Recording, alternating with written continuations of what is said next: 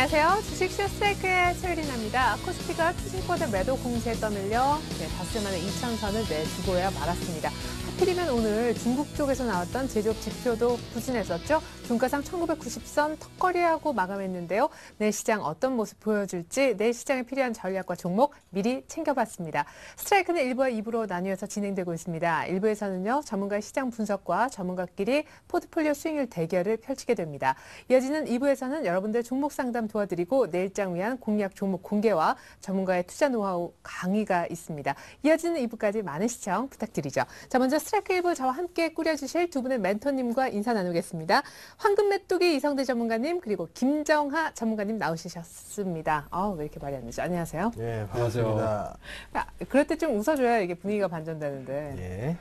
그래요. 자, 좋습니다. 두고 보자고요. 자, 김정하 전문가님 그리고 황금 메뚜기 이성대 전문가님 프로필 소개 먼저 들어볼까요? 이제는 주식도 전문 자산관리 시대. 재테크와 자산관리업계 최고의 수익률. 글로벌 산업업계 동향에 따른 투자 종목 선정, 철저한 리스크 관리로 수익률을 극대화한다. 황금 메뚜기 이성대 전문가의 2060 자산관리 노하우 곧 공개됩니다. 급등주 선춘의 달인. 급소 자리가 아니면 매수하지 않는다.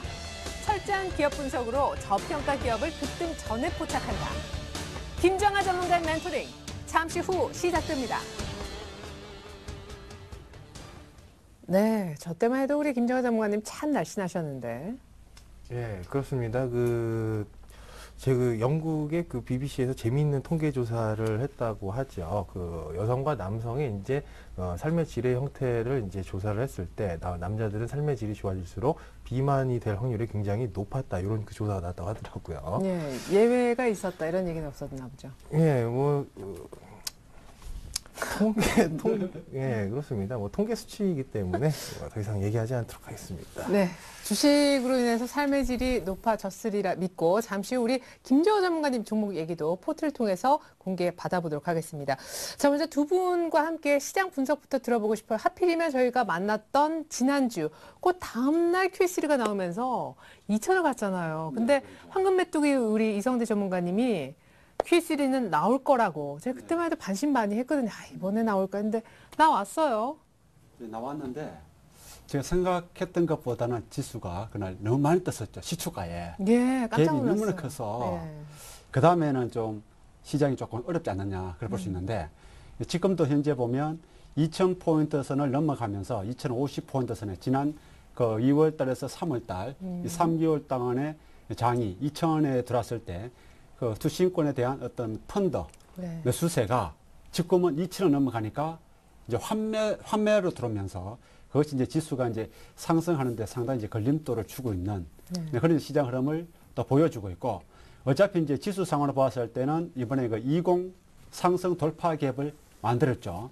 또 파동선을 봤을 때도 충분하게 조정이 임박되어지는 그런 시점에서 오늘 이제 홍콩 상하이 은행에서 중국에 대한 발표를 했었죠. 발표를 하면서 그것이 조금 장의 악재로 받아들여지는 모습이고 주가는 오늘 조정 자체가 조금 견조하게 받았다. 볼 수 있겠습니다만은 단기적으로는 템포 자체가 조금 쉬어갈 수 있는 그런 템포로 또 들어와 있고 어제까지는 기관 투자가들 지수 매도를 했었고 오늘 또 이제 투신권에서 매도 물량은 조금 줄었다 할지라도 외국인들의 매수 물량들이 계속적으로 지금 현재 2000에서 1900포인트 선, 1990포인트 선, 이 가격 부분대에서도 계속 물량을 잡아가고 있다는 것은 금년도 장뿐만 아니고 내년도 장을 대비하는 같은 포트폴리오 구상을 하고 있기 때문에 미국계 자금들이 지금 현재 국내 정권 시장에 들어와서 대형주들이 바닥이 있죠. 이 바닥권에 있는 종목들을 상당히 물량을 속된 말로 삭스리를 하고 있는 그런 양상을 보여주고 있습니다. 그래서 내일 정도 선에서 보면 지수가 등락이 오늘보다는 조금 더 급락세가 좀 나올 가능성도 전혀 배제할 수 없는 그런 상황을 볼 수 있지 않겠는가 그렇게 볼 수 있을 것 같고 또 이제 지금 이제 거래소 시장하고 코스피 시장하고 코스닥 시장하고 형님과 아우간에 아주 힘을 기르는 그런 이제 장을 보여주고 있는데 코스닥 시장 같은 경우에는 어떤 뚜렷한 시장의 그 주도 테마주들이 부상을 하지는 못하고 있고, 거래소 시장에서는 일부 개별 재료를 보유하고 있는 중소형 일부 종목들만 시장에서 형성되면서 어느 정도 분위기를 살릴 것 하지만 모든 시각들이 코스닥에 들어와 있기 때문에 코스닥에서는 금년도 연말장까지는 지속적인 화려한 종목 장세가 펼쳐지고 있다. 그렇게 볼 수 있겠습니다. 네, 사실 뭐 모두가 좀 예상보다 빨랐다 싶었는데도 QE3가 나올 거다 외치셨었고 지난주에도 이미 개별 종목 장세는 계속 될 거다 했는데 지금 코스닥이 상당히 역시 돋보이는 모습이 나타나죠. 김정호 전문가님, 일단은 갭으로 말씀하셨듯이 그 2000 하는 날 상당히 강하게 이렇게 뻥 뚫려서 이제 이렇게 돌파를 했잖아요. 그 이후에 조금 지지부진한 건 당연한 일일까요? 그렇죠. 뭐 시장이라고 하는 것이 시장이 1900개 정도가 넘는 종목으로 구성이 되어 있는 게 뭐 단일 종목도 아니고 급작스럽게 오르면은 그것이 빠졌다가 즉 갭을 소멸시켰다가 가는 것은 당연하고 뭐 바로 소멸시킬 수도 있고 아니면은 시간을 끌면서 소멸시킬 수도 있는 거고 뭐 그런 측면으로 보시면 되겠다. 좀 이렇게 그 말씀을 드리겠고요. 오늘 이제 특히나 기관이 코스닥에 500억 넘게 갑자기 확 들어가는 모습을 보여줬는데 이게 이제 장이 한번 눌림목 올 때 뭐 급락장이라든가 그런 측면보다는 눌림목이라고 표현을 하겠습니다. 뭐 어쨌든 다시 갈 거니까 이제 눌림목으로 표현을 하겠는데 그럴 때 되면은 정치 테마주들이 갑자기 장 끝날 때 확 급락해버리는 그런 게 이제 좀 신호탄이다.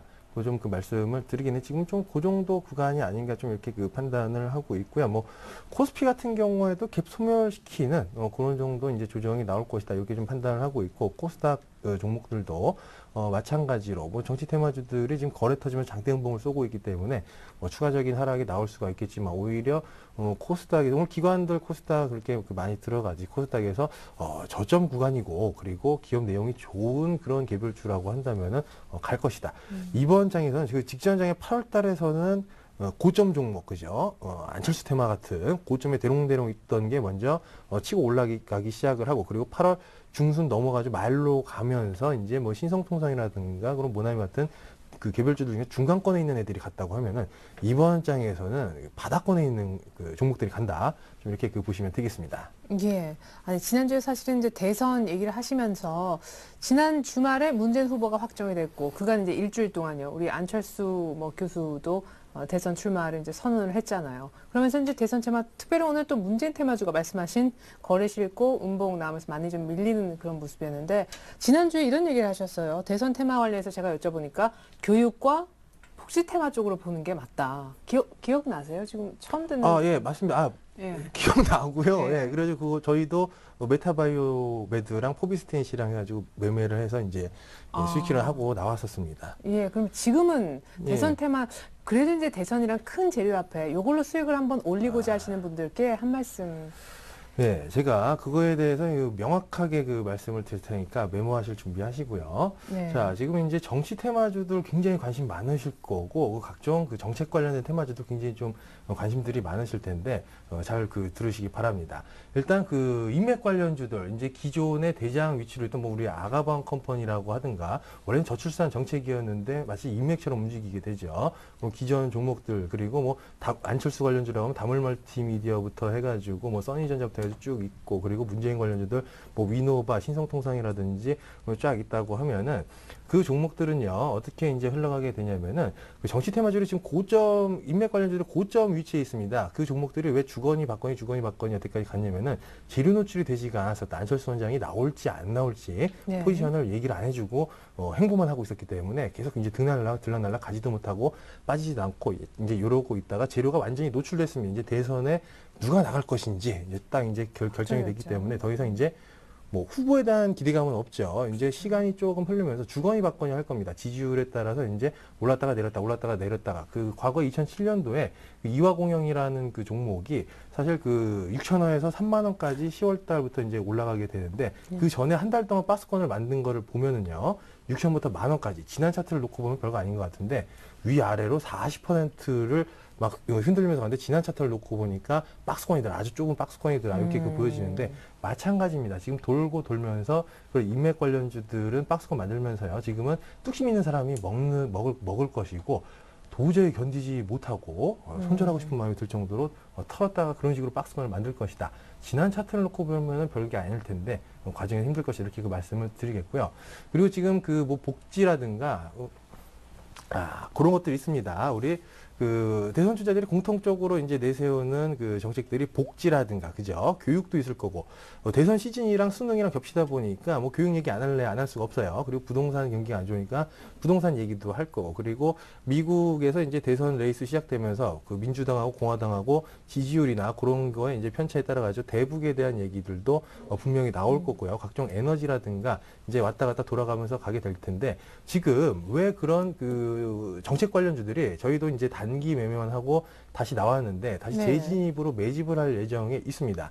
그 종목들은 어떻게 그 보시면 되냐면, 왜 못 가고 차트가 근데 주봉에서 일봉에서 보면 쌀벌한데 원래 변동이 좀 심하거든요. 네. 주봉에서 보면은 딱 옆에다가 이제 그 세우고 있는 모습을 보여주고 있는데 간단하죠. 왜 못 가겠습니까? 이제 어제 안철수 그 원장께서 출마 선언을 하고 나서 아직 후보 단일화에 대해서는 추상적으로 얘기를 하고 있죠. 네네. 확실하게 얘기를 하고 있지 않은 상황에서 지금 같은 상황에서는 그 입장 바꿔 생각을 해보면은 정책에 대한 경쟁을 할 수가 없습니다. 정책을 이제 그 얘기를 하면서 정책 경쟁으로 본격적으로 돌입을 해야지 그런 정책 관련주들이 시작을 할 텐데, 아직 정책 경쟁을 할 만한 상황이 되지가 못하기 때문에 올리지도 않고 밀지도 않고 이게 왔다 갔다 하면서 그 안에서 단기 트레이딩 기회를 주는 것이다. 이렇게 그 보시면 되겠습니다. 그렇기 때문에 이제 후보가 딱 결정되는 순간부터는 정책 관련주들이 가는 것이다. 이렇게 그 보시면 되겠고요. 예. 인맥 관련주들은 견디는 자가 먹고, 정책 관련주들은 선침의 관점으로 다가가시는 게 맞겠다. 이렇게 말씀을 드리겠습니다. 네, 하지만 양쪽 다 트레이딩은 가능합니까? 인맥이든 정책 관련이든. 인맥 관련주들을 트레이딩 하기에는 지금 사실 테크니컬의 영역을 벗어났다. 차트를 다 무시하고 신내림을 받아야 되는 예, 거죠. 맞습니다. 장대 음봉을 지지 자리에서 장대 음봉을 쏘거나 혹은 완전히 지지 라인이 없는 자리에 갑자기 거래 터지면서 올라가는 그런 흐름들이 나오기 때문에 거의 뭐 스캘핑이 아닌가, 스캘핑 정도 손 빠르신 분들이 호가 몇 개 띄어먹고 계속 띄어먹기는 가능할 것이다. 이렇게 말씀드리겠습니다. 네, 인맥 테마는 뚝심 있는 자 수익을 얻을 것이다 하셨고, 정치 관련 정책 수혜주 종목은 선침의 관점에서 이제 종목을 미리 보유하고 있으면은 아마 수익이 많이 날 것이다 얘기 들어봤습니다. 자, 이쯤 하고요. 이제 내일장에 대한 전망을 좀 들어볼게요. 우리 이성대 전문가님은 쉬어갈 수 있는 그런 구간이다, 그런 템포다 얘기를 하셨는데, 내일 급락도 나올 수 있다고 하셨거든요. 내일장 상승, 하락 어느 쪽 점치세요? 일단 하락 쪽으로 잡고 있습니다. 그렇죠. 예. 네. 자, 하락으로 예상하시는 이유 내일장에 대해서 잠시 후에 확인하겠습니다. 김정화 전문가님은요? 예, 저도 하락으로 예상을 하고 있습니다. 예. 자, 먼저 이성대 전문가님의 하락 이유 궁금합니다. 그리고 급락도 가능하다면 어느 정도까지 내릴 수 있는지. 1차적으로 이제 모든 그 재료를 무시하고 네. 기술적으로 이제 차트를 봤을 때는 20 상승 갭인 1950폰드 정도 선까지는 내려온다 할지라도 시장이 완전히 죽는다, 그렇지는 않습니다. 그렇지는 않고, 단지 이제 1950폰드 선 때까지 주가가 하락하는 그 과정 속에서 일봉이 단숨에 내일 아침에 내일 하루에 바로 내려오지는 않는다는 것이죠. 네. 그래서 이제 조금 폭이 조금 줄어들면서 그렇게 내려올 가능성이 있다. 그래서 너무 이제 투자자들이 위축되면서 시장을 바라볼 필요성이 없지 않느냐, 그렇게 판단을 해볼 것 같고, 지금은 이제 주가가 조정을 받을 수 있는 타이밍에서 중국의 경제 문제가 지금 이제 부상이 되고 있죠. 네. 거기서 이제 오늘 이제 그 홍콩 상하이 정권이 그 구매자 관리 지수를 9월물에 대해서 발표를 했을 거야. 그 발표가 나오면서 주가는 바로 힘이 조금 붙이면서 장중 하락폭이 조금 깊어지는 그런 모습이었었는데, 또 9월 28일 날 있습니다. 제조업 지수가 발표가 있는데, 이 제조업 지수가 컨센서스가 50 미만 47.8 정도, 48 정도 나온다는 것은 그만큼 중국의 경제 자체가 굉장히 그 침체에 접어들고 있다. 침체로 접어든다면은 그동안 유럽이라든지 미국 쪽에, 선진국 쪽에서의 물건 수출할 수 있는 물건들이 지금 이제 중국이 수입을 잘 하지 않는다는 것이죠. 네. 그렇다면 그 여파가 글로벌 경제 전체적인 영향을 좀 많이 미칠 수 있지 않겠는가. 특히 손해를 많이 볼 수 있는 것이 독일이라는 것이죠. 독일의 그 기계 장비들이 중국 들어가야 되는데 그것이 이제 차단이 될 수 있다. 그래서 이제 독일 경제도 조금 불안하지 않느냐. 이런 그 시각들이 나오면서 이런 핑계를 가지고 지수는 한 번 더 조정을 받을 수가 있고, 그동안 이제 그 중국의 그 GDP 성장률이 99년도 이후에 처음으로 7.7%대에서 최저로 내려왔다는 것이죠. 네. 근데 이것이 이제 하루아침에 끝날 수 있는 그 문제가 되지 않지 않느냐. 그래서 시장은 조금 이제 약세 조정 고민으로 진입할 가능성이 있다. 하지만 지수가 빠진다 할지라도 빠지는 과정 속에서 개별 종목들의 그 금년도 3, 4분기 실적을 앞두고 실적이 좋아지면서 앞으로 이제 성장성이라든지 어떤 테마들이 나타날 수가 있는데, 그 테마주 중에서도 보면 지금 시장에서 바닥을 탈출하고 있고 일부 이제 큰 손들이 매집하고 있는 테마가 2차 전지 관련주들하고 그다음에 스마트폰 관련주들이 지금 현재 바닥에서 일부 치고 올리면서 조금 거래량이 수반되고 있는 그런 양상을 보여주고 있죠. 그래서 이제 이 9월 말까지 본다면은 어떤 뚜렷한 그 주도를 할 수 있는 세력 테마가 나타나는 것이 아니고 굉장히 빠른 2, 3일 올라가면 바로 조정받고 이와 같은 순환매가 빠른 그 소테마들이 움직이면서 10월 달 초순 조금 지나가면 본격적인 새로운 테마 나타나면서 화려한 종목 장세가 가을장을 연출할 것으로 볼 수 있겠습니다. 예, 코스피는 뭐 1950까지 밀릴 수 있지만 너무 그렇게 크게 걱정할 건 아니다 하셨는데, 화려한 종목 장세를 염두에 두신다면 코스닥은 뭐 550 이상도 갈 수 있다고 보시나 봐요. 코스닥의 지수 자체는 보면 지금 코스닥의 그 대형주들이 네. 크게 움직이지 못하고 이제 발목을 잡고 있기 때문에 그 이제 중소형 개별 종목들은 지수에 크게 영향을 미치지 않거든요. 그렇죠. 단지 코스닥도 보면 지수 자체가 마이너스 들어가는 것보다는 강보와 플러스 정도권 있어야만 개별 종목들이 힘을 받고 나올 수 있다는 것이죠. 아버지가 비슷비슷한데 아들이 힘을 하겠습니까? 걱정이 안 된다는 것이죠. 그래서 이제 당분간은 코스닥 지수는 점진적인 상승세를 조금 이어가지 않겠는가. 네네. 그 와중에 테마주들이 예, 순환매. 네, 그렇죠. 예, 좋습니다. 우리 김정하 전문가님도 내일 역시 하락할 것이다. 요즘 들어 처음인 것 같아요. 내일장에서 두 분 모두가 동시에 하락을 점치시는. 근데 어느 정도의 하락을 보시는지, 그리고 조정받는다면 사야 되는 관점인지. 그렇죠. 조정이 나오면은 적극 매수를 해야 되지 않겠는가 네. 이렇게 그 생각을 하고 있고요. 우리 가만히 이제 생각을 해보면은 지금 두 번에 걸쳐가지고 개인 매물대가 가장 두터운 구간까지 이제 끌어올려놨습니다. 지금 이제 3차 양적 완화라는 호재까지 쐈죠. 이제 쭉쭉 올릴 걸 처음에 놓고 다시 지금 눌림목을 주고 있는데, 여기에서 그 장이 꺾이려고 한다고 한다면 지금처럼 이렇게 악재들이 나올 것인가, 이런 부분들을 한번 생각을 해보시고, 그리고 그렇습니다. 우리 보통 뭐 금융장세 다음에 뭐 실적장세 온다, 이렇게 얘기들을 하는데, 왜 우리나라 이제 대선 레이스로 접어들면서 대북 리스크에 대한 지정학적 리스크, 불확실성이 해소되기 때문에 매수할 수 있는 중기적인 그런 큰 손들과 외국인의 수요 환경을 딱 만들어 놓은 상태에서 지금 보시면은 이제 유동성 뭐 펼친다고 하죠. 그죠? 뭐 한 달에 얼마였죠? 400억 달러인가요? 네. 네, 뭐 이렇게 해가지고 한다고 하는데, 지금 곡물 가격 급등하고 있고, 어제 이제 뭐 재고가 많다 하면서 유가는 좀 급락을 하기는 했지만, 전 세계 시장에서 거래되는 원자재들의 같은 경우에는 달러로 거래가 됩니다. 그죠? 그러면 양적 완화를 해가지고 시장에 달러가 풀어지게 되면, 우리 2008년도 1차 양적 완화부터 이제 시작을 했을 때 생각을 해보시면은, 국제유가가 배럴당 3배가 막 2배, 3배가 확 뛰어버리는 그런 흐름이 나오는데, 이번에도 지금 곡물 가격 급등하고 있고, 그리고 국제유가도 이미 고공권에서 살짝 눌림목 받고 있고, 그리고 금속 가격들 같은 경우에도 올라가고 있다고 보시면 되겠는데, 이게 이제 어떻게 되냐면요. 처음에 원자재 가격이 상승을 하게 되면 뭐 소비 심리 축소라든가 네. 물가 상승으로 뭐 그런 부분들 뭐라 그럴까. 어쨌든 물가가 상승하니까 안 좋은 얘기들 많이 나오겠죠. 매크로 지표도 다 안 좋게 나오고. 근데 가만히 생각을 해보면 우리 인플레이션, 즉 물가라고 하는 것은 무엇입니까? 물물자의 값가짜, 물건 가격인데 기업의 제품 가격이 상승한다. 이렇게 보시면 되겠고, 우리 2008년도, 9년도, 10년도에 석유 화학주들 왜 떴습니까? 기름값이 급등을 하게 되니까 화학 제품들 가격이 올라가죠. 그러다 보니까 원자재는 그대로 있는데 매출액이 과대 계상되면서, 즉 버블이 끼면서 주가가 막 3배, 4배씩 뛴에도 불구하고 PER이 막 10 미만에 있는 그런 그림이 나오는 것이다. 이렇게 보시면 되겠습니다. 그런 그 사이클 자체가 이제 내년까지 좀 이어질 것으로 판단을 하고 있기 때문에 내년 한 1, 2월 때쯤 중간에 뭐 침체다 어째다 하는 그 눌림목이 한번 오고 다시 꺾어가지고 좀 가는 흐름이 나올 것이다 이렇게 판단을 하고 있기 때문에 중간중간 이제 올라가는 과정에서 많이 올랐으니까 뭐 한번 접었다 가는 건 당연하죠.